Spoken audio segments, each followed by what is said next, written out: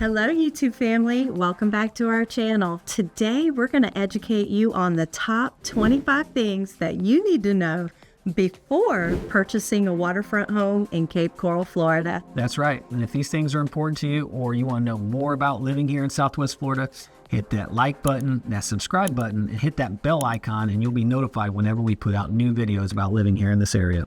So let's talk about waterfront type and access. So number one, Gulf access versus freshwater. Yeah, so with Gulf access, guys, you will have access to open water. And that means that you can visit some of the outer islands, some of the Great Barrier Islands, and hop around to restaurants and fun things like that. Yep, the other side of that is your freshwater canals, which are landlocked, but they're still great for kayaking and fishing and some water activities that you can do in there. And just so you know, there's over 220 miles of Gulf access canals and over 150 miles of freshwater canals, kind of give you the breakdown.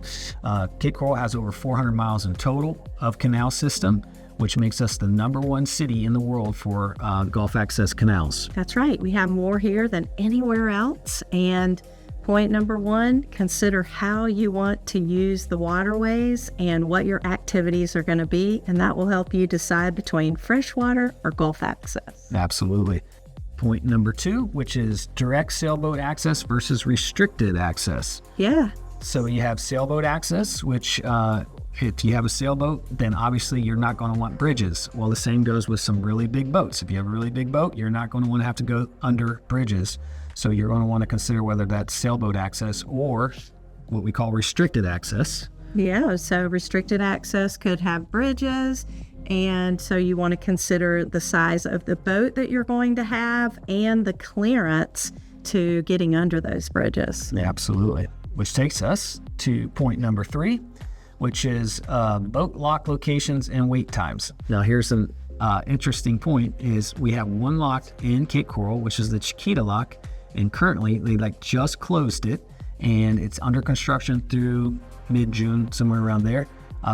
And you can't get through there right now, but they're taking that lock out and now locks will no longer be a restriction. So as of today, this is a valid point, but after going forward, after June, this won't be a factor anymore. Yes. Now let's talk about the next important point you want to consider, and that is distance to open water. Yes, and this is different for everybody, guys. So some people want to be 10 minutes or less, even 5 minutes or less to open water so they can just get out there and get their day started. And others don't mind a 15, 20 minute, even 45 minute boat ride. So how do we measure that? And beers. And cocktails, right? That's right. So is it going to be a 1 cocktail, 2 cocktail, 3 cocktail? How tipsy do you want to be before you reach open water is the question. Right. That's right. And it's also useful to know that the closer you are to open water, the higher the lock cost generally is. So you will pay more for the location. That's right. Some of the closer lots do come at a premium. So that takes us to our next point, which is tidal influence and water depth. Some canals are more shallow than others, especially during low tide. So if you have a bigger boat, or the bigger boat that you have, the more draft it has or the more water it draws, you're going to have to consider, that in terms of the depth of the canal and the tidal influence. Now, let's talk about canal and seawall conditions. So the first thing we want to talk about is seawall inspections. Seawalls, or aging seawalls or damaged seawalls, are expensive to repair, so you should always get those inspected. And of course, we know reputable inspectors that can help out with that. Point number 7, which is canal orientation and sun exposure. I know this is important to you. Yes, it is. So this can affect things like sunsets, even heating of your pool, and just how much shade or sun you want to have in your backyard in the afternoon in general. The next thing we want to talk about is boating and water recreation considerations. So number 8 is boat lift and dock condition. Just like the seawall, your boat lift and your dock can be expensive to repair and or replace. So you want to inspect the age, the capacity, and the electrical condition. And we know people that will help you with that. Which takes us to number 9, and that's boat size limitations. Yes, so you do want to check bridge clearance. So that's going to factor in what size boat you can have. And you also want to check canal width. That's an important one as well, because that's going to affect the radius when you're turning your boat and trying to get in and out of that canal. Exactly. Which takes us to number 10, and that's the marine wildlife and environment. Believe it or not, we get asked a lot, is there manatees, dolphins, and alligators in these waters? And the answer is yes, yes, and yes. Yes, and we've even seen bull sharks in the canals too. Yes, so you will see all that stuff possibly in your canals. Okay, let's talk about property and neighborhood factors, which takes us to point number 11, flood zone status and insurance cost. Yes, so most waterfront properties in the Cape are located within a flood zone. So you want to make sure that you get an elevation certificate, price out flood insurance, because that can be pricey on some properties. And also work with a great agent, guys, because sometimes flood policies are assumable, and we can help you dig in and find out if there's a premium that you can take over that may be better budget friendly for you than starting a brand new policy.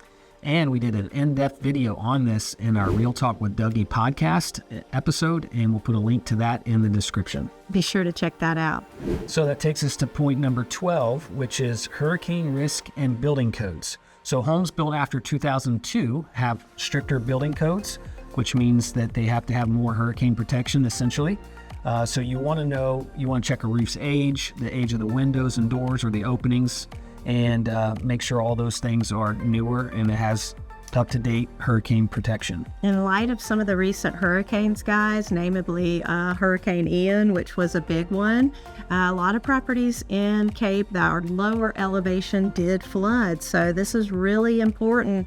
Make sure that you work with someone that can check that property out for you and make sure that it hasn't flooded before. Which takes us to point number 13, which is HOA and deed restrictions. Yeah, that's an important one too, because if a property is located in an HOA, there may be more limitations on what you can do with your dock, the size of the boat that you can have, and restrictions on rentals. Yes, which takes us to point number 14, one of my favorite, which is vacation rental potential. Most of our buyers like to buy properties that they can rent out if they're not here because they're snowbirds. And they can do things like offset their taxes and their insurance and their general upkeep by renting it out to vacation guests. Yeah, so if you've watched our channel before, you may know that we do own a property management company, and we handle that for those snowbird clients. So we can run a data analysis and run those numbers for you and get really granular on and let you know if that property is going to be offset in cost by the potential rental income. Absolutely. Okay, let's talk about cost and ongoing maintenance, which takes us to point number 15, your seawall and dock maintenance. So we talked about the initial investment costs when you buy a property, but you should also consider the ongoing costs, the maintenance costs when it comes to your docks and your seawalls. So you need to get it inspected periodically. You're also going to need to make sure your dock is sealed so it lasts longer, and you're going to want to make sure you get your boat lift serviced as needed to make sure that it lasts longer as well. So we'll budget for those costs. Which takes us to number 16, and that's irrigation. So we all love a beautiful lawn, and so you want to, if having a beautiful lawn and landscaping is important to you, then you're probably going to make sure that it has an irrigation system. And along with that comes maintenance, right? That's right. You want to consider the cost, the ongoing cost associated with having that serviced and or those systems replaced at some point down the line. That takes us to point number 17, which is pest control and salt air wear. This is something that a lot of people don't think about. But waterfront homes face more exposure from salt corrosion. Your systems like your AC system and things like that will corrode faster when they're on salt water. Yeah, saltwater is hard on those kind of components, so you need to have them serviced regularly to make sure that they are running in tip-top condition. Okay, so let's talk about lifestyle and location value, which takes us to point number 18. That's your neighborhood vibe and boat culture. Yeah, so some canals are going to be quieter and more peaceful, and some are going to be more vibrant. They're going to have more boaters, paddleboarders. Some are located along boat parade routes and things like that. So you really want to consider, do you want to be tucked away and have peace and quiet, or do you want to be entertained by boating and other activities? That's right. That takes us to point number 19, which is proximity to marina, dining, and beaches. Yeah, so what do you guys want to do when you're on the water? Do you want to be close to things like Cape Harbor and Tarpon Point or the Yacht Club in Cape Coral? A lot of these have great boat-up restaurants. And you also want to consider where you're going to get your fuel. A lot of these marinas provide fuel. So that's another point that is super important to consider. Absolutely. Which takes us to point number 20, which is water quality and smell. And I think this is a big one. It's because a lot of our clients don't want to live at the end of a canal. And the reason for that is a lot of times at the end of the canal, that all the trash and stuff just kind of gathers there. So you got your dead coconuts and trash and everything else. Sometimes the algae blooms, which creates a bad smell. So, location is important, and some people don't want to be at the end of those canals. I certainly don't. Okay, let's talk about location-specific tips, which takes us to point number 21. Which quadrant of Cape Coral do you want to be in? The southwest, southeast, northwest, or northeast? Each quadrant has its pros and its cons. Yeah, so in the Southwest, it was developed after the Southeast, so it does offer newer homes, and some consider the boating access to be better. Now, that is a matter of opinion, but again, that goes back to what do you want to spend your time doing on the water and where do you want to go? Absolutely. And the Southeast Cape is closer to the river. It's got older homes. A lot of times you're going to see those get knocked down and beautiful brand new mansions getting built. But it does have faster access to downtown and Fort Myers. So if that's important to you, you want to consider that. In the Northwest, those homes are typically considered to be a little more affordable. That area is still less developed, but you could have a longer boat ride from there. So unless you're right at or close to the open water access, as of today, there's only one access point to open water there. So that could mean a lot longer boat rides. Okay, that takes us to point number 22, which is city utilities and assessments. Yeah, so some properties in the Northwest still lack city water and sewer. So you want to check and see if those utilities have been put in, if they have a balance that's due on them, or if there are future assessments coming down the pipe. That's right. And we can put a link to the website where you find all that out in our description. That takes us to point number 23, which is lot elevation and drainage. This is a big one. It is. So you want to check how your lot handles drainage, and why that's important is because when it rains here, baby, it pours. And summer is our rainy season, so that is a daily occurrence here. Some older homes that have lower elevations will hold water a little bit more than homes that have better drainage. So if this is important to you, pay attention to the elevation. Okay, let's talk about your due diligence checklist, which takes us to point number 24, which is verify the age of your 4 major components: your roof, AC, electrical, and your plumbing. You get this all done when you purchase a property through a 4-point inspection, and that will help you get discounts on your insurance. Again, we did an insurance video. Check that out. The link is in the description. Now, guys, you want to check that out on any home that you buy. It's not really specific to waterfront properties, but we didn't want to omit that because it's still very valid and important information for you to have. Exactly. Point number 25, hire an experienced waterfront realtor. Hello, Doug and Lona. Captain Doug. Captain Doug.